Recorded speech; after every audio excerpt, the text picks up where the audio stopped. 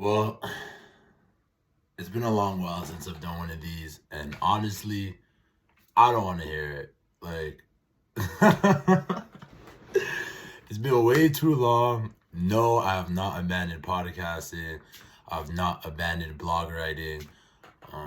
These are things that are huge to me. Like, they're honestly so fulfilling. I love sharing my thoughts, sharing my ideas, and sparking conversation and dialogue behind the scenes. When you guys interact with my posts and have questions and everything like that. But yeah, I felt like to just give a little disclosure because it's really been, we're going on like 9 months since I've last done a real podcast segment. Um, but for everyone who still continuously asks me, even people I'm catching up with on the street and everything like that, it's like, yo, are you still doing your podcast and whatnot? Like, thank you guys. You guys have kept the fuel much more than alive. And hopefully with this segment, I can say we're back. I hate for my first segment back to be on a topic that is so saturated, but honestly, it's so exciting. There's so many avenues to discuss it that I can't just pass up this opportunity just because other people have taken the opportunity. You know what I mean? Like, would LeBron have not picked up a basketball because millions of other kids are picking up basketball? Like, he felt like, there's something exciting about this sport. And, not saying I'm LeBron on podcasting, but it's a conversation for another day. But what I wanted to discuss, was the inevitability of VR for the future. And I'm going to start off just by saying real quick, I'm going to take the typical, you know, I knew before everybody else test. No, but seriously, before all this metaverse stuff, you can go talk to some of my close friends. You can go talk to some of my ex-girlfriends and everything like that. I have felt for years that, VR being extremely prevalent in our society and in our everyday life, so it was inevitable. It was simply inevitable. And obviously, I have my reasons for thinking so. And the main thing about it is that one, VR can give everybody a higher quality of life than is possible in reality.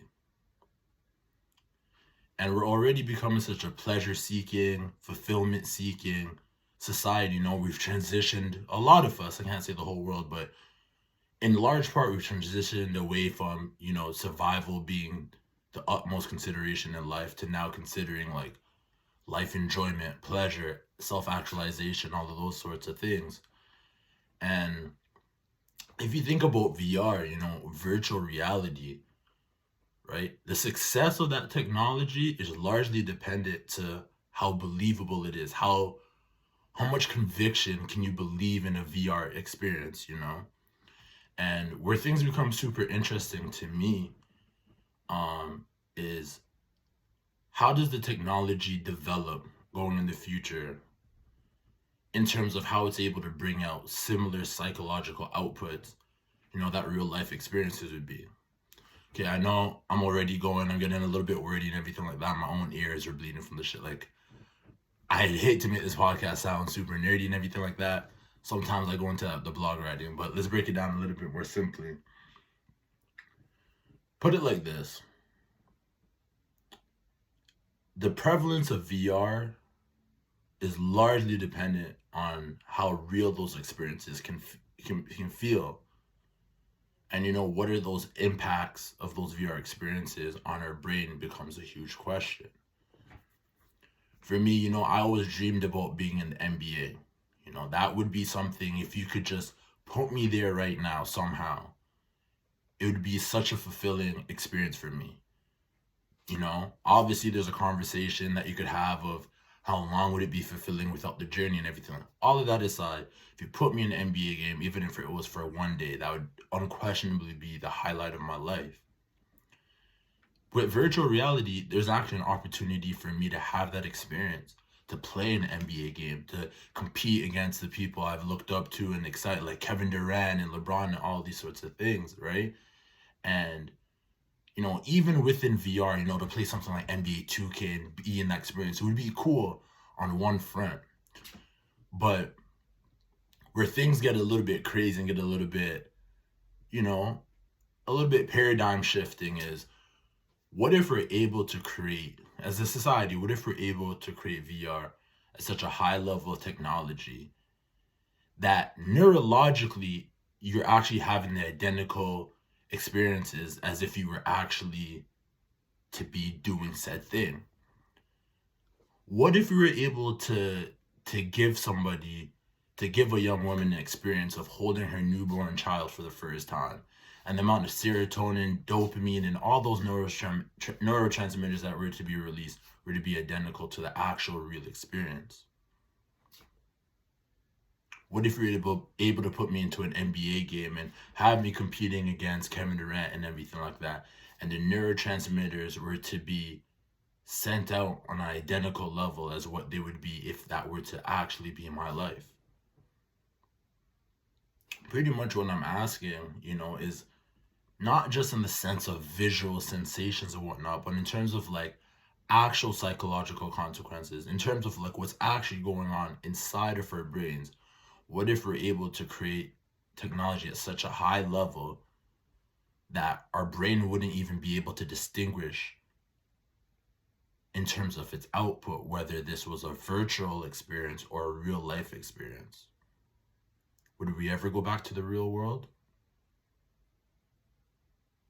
And that's a serious question that I have. And I feel like, it's inevitable that, VR technology progresses in that direction, largely because there's probably an infinite cash pool prize waiting for whoever is able to solve that question. If you're able to do it, you're automatically a billionaire, potentially even a trillionaire.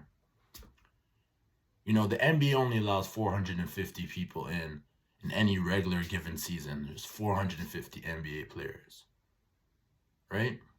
Half of which don't even see the court, no time at all, and have no security in that league. What if you were able to give 10 million kids simultaneously the experience of actually being in the NBA and competing at that highest level? And their brains were to respond to that, in the same way that it would respond to that experience actually being real. What would that be worth to people to be able to actually accomplish and live their lifelong dreams? What would that actually be worth? Everything. We'd give everything for it. And that's just one experience, right? That's just one experience. And now, if you're able to create technology at a level that you can combine multiple maximal fulfillment experiences for people and essentially have them living in a matrix, if you will, and everything that's going on up here in terms of the dopamine, the serotonin, all of those neurotransmitters, if we're able to create technology that is so convincing and so powerful that I could be in VR and hold my newborn child for the first time and be overwhelmed with emotions, what's the need for the real world? What's the need for the real world where we have so much constraints? There's so many unfair power dynamics, all sorts of discrimination going on. People want to be a parent, people want to be a father, they want to be a mother, but for so many different components of their life situation, that may not be a good decision or even possible for them. What about a person who's unable to have a child altogether? But more than anything, that's what they want. What if we're able to create a VR technology that gives them that experience, not just visually, because that's where the technology kind of is now. It's just at a sensory level.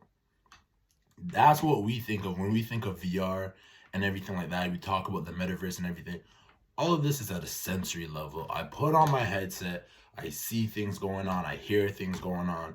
We're even getting to the point where we can mimic some of the movement and whatever. And it's super cool right now because it's novel. And eventually it won't be. Eventually it won't be this exciting when it becomes more and more commonplace. And what will developers likely want to do? Enhance the realisticness of the experience. Enhance how a user believes with conviction that experience is really going on. Or maybe I'm not even wording it the right way. Maybe it's not about really, you know, making people be convinced that that's a real experience, you know. That's not what I'm trying to say, actually. Those are definitely the wrong words for it. But it's just more so a matter of convincing our brains in terms of how it responds. So what if we're able to get things to a certain level that I can put this headset or whatever the medium for the technology is, if I can put this equipment on and go live out my life how I really want to live it, you know? An amputee, you give an amputee the ability to experience, you know, running and playing in all of the ways that they're currently unable to. What would that be worth to them? Right? And so I feel like that's an inevitable direction of VR. And with all of that, I do think, you know, we're going to come to the point where the metaverse or the digital world or whatever you want to call it is actually going to be more important to us than the real world. And I have all sorts of ideas about if that's a good thing, if that's a bad thing. Up until this point, I kind of been talking about things, you know, from the optimistic side. But something that I've considered when I first started thinking about things this way is that, like, I kind of feel like we're on the edge of really finding out about ourselves and finding out more about how our brains really work and everything like that. And I think there'll be a period will be a little bit disastrous in the sense that, you know, and some of these topics have been played on in like shows and TV shows and everything like that. You know, altered carbon is kind of even one of them. But, you know, what happens for people when they've hinged so much of their aspirations in life to accomplish certain things? What happens when they accomplish certain things, you know, that they've been working so hard, that they've been striving for, that, you know, has given them a sense of purpose? What happens when they accomplish those things and it doesn't give them the results that they were expected? What if becoming rich doesn't solve all your problems? And what if you're not the happiest person in the world day after day when you've played in the NBA and everything like that? You know, this is something DeMar DeRozan has kind of talked about. You know, he has a line where he said, he wished more people were rich just so they would know it won't solve all their problems and that they'll still be unhappy. Something along those kind of lines. And, you know, it's interesting because you think about like athletes and everything like that, especially like after retirement, you know, they've been at the pinnacle of their sport, their lifelong dream. They've sustained that pinnacle for so long. And then, you know, we all know the story of Father Time. They have to retire. A lot of them go through a lot of dark mental episodes. I shouldn't even call them episodes, but just dark times, psychologically speaking, you know? And I feel like that might be something that gets experienced on a mass level with this VR. I think we'll all become a whole lot more pleasure seeking. And then ultimately, you know, it's gonna create a lot of friction, you know, when a life of being able to do everything you want to do isn't enough. Where do you go then? That's when the real heavy lifting starts. When you do accomplish that goal to own 10 properties, then what? And have the woman of your dreams or the man of your dreams or whatever the case may be, everything set the way you want it, the career that you want, the money that you want, the relationships that you want, the body that you want, all of those sorts of things, you know? Even if we are able to create technology up to that level, if we completely get sucked into this metaverse to the point that the digital world does become our real world, what happens when that's not enough? Where do we go from there? What will be people's go-to strategy for dealing with all of the psychological friction in their lives? There is nothing more to strive for. You have it all. Will we just create another dimension? Because that's what we do up until this point, you know. There's always more. You know, you have everything the way you want financially. Then you might think relation-wise or physically or whatever. We always find another dimension to keep striving for more, which is cool, but it also comes with a place of want and desire. And a lot of times it's hard for people to be in this constant state of not having enough. And so, I don't know, I kind of predicted that, that could come with a global phenomenon, where people are kind of faced with the realities of themselves, and we haven't really, on such a mass scale, developed the tools for how to actually deal with those frictions, we'll call them, right?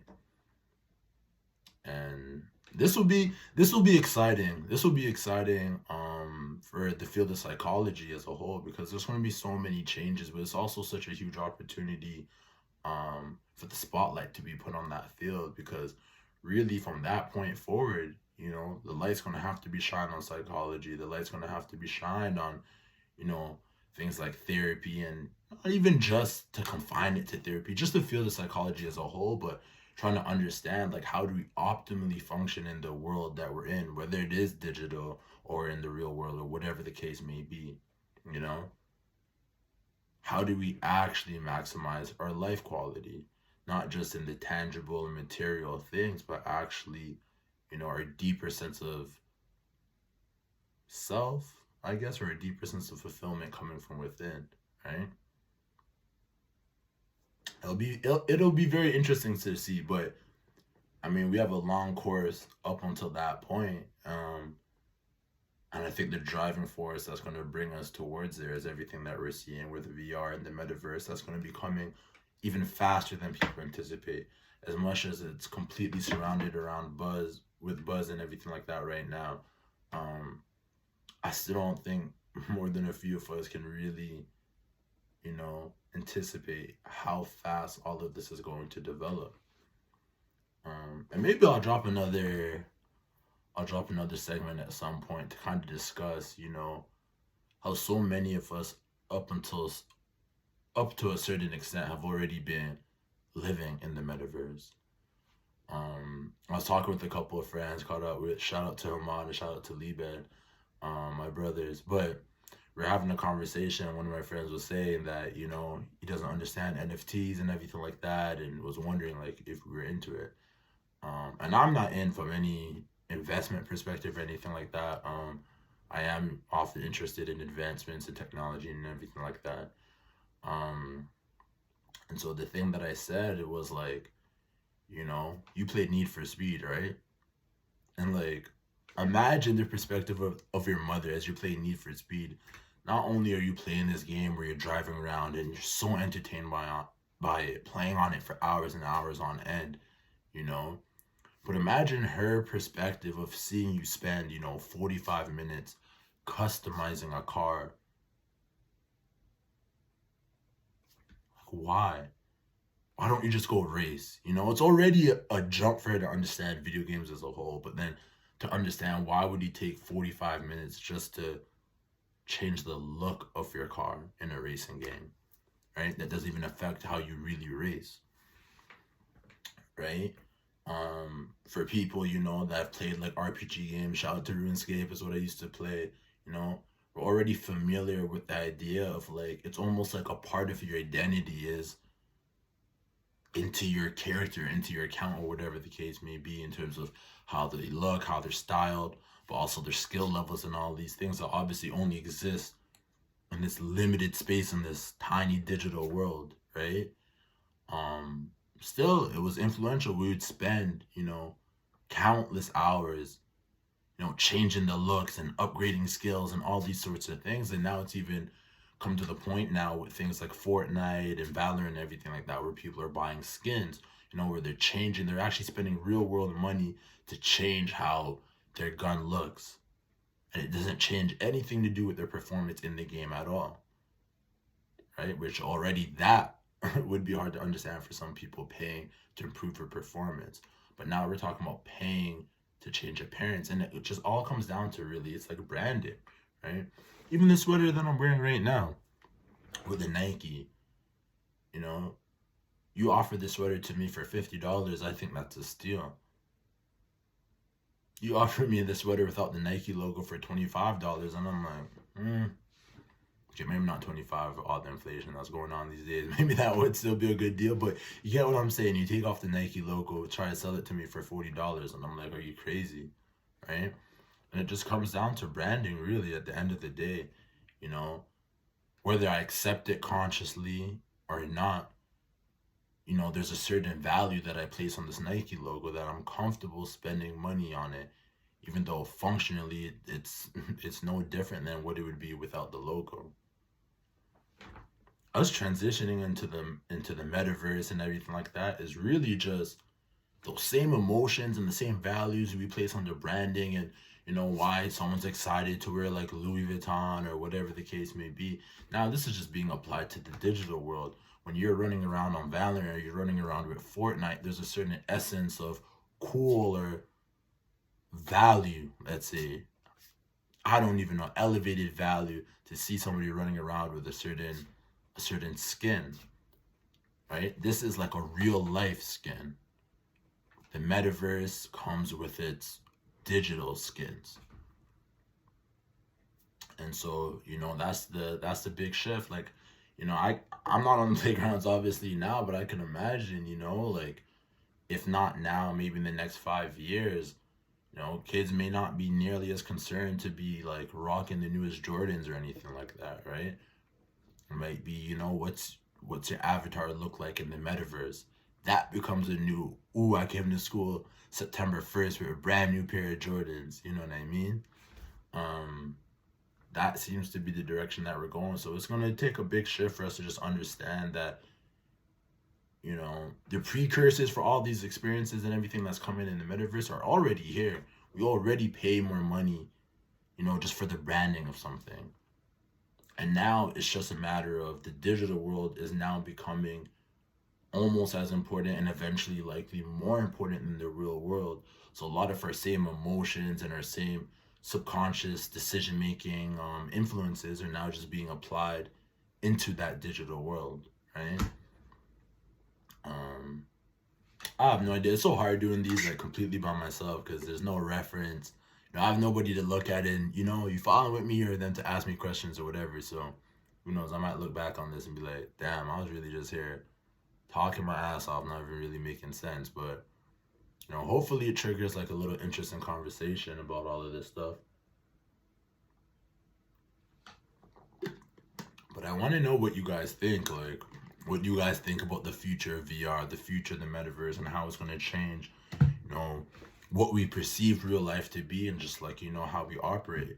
And like, do you guys think, I'm jumping the gun and even thinking that this VR technology can even extend that far to, replicate neurological experiences for us? Is that jumping ahead too far? Is that something realistic that we might see in the next 10 years and whatnot? Like, I want to know what you guys think about it.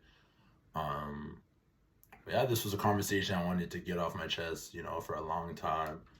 And I definitely want to have people like actually on here and, we have conversations about it and dig a little deeper.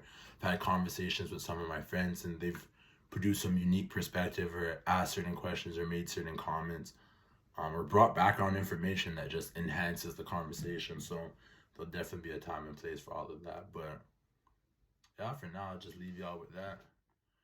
All right, y'all. Peace.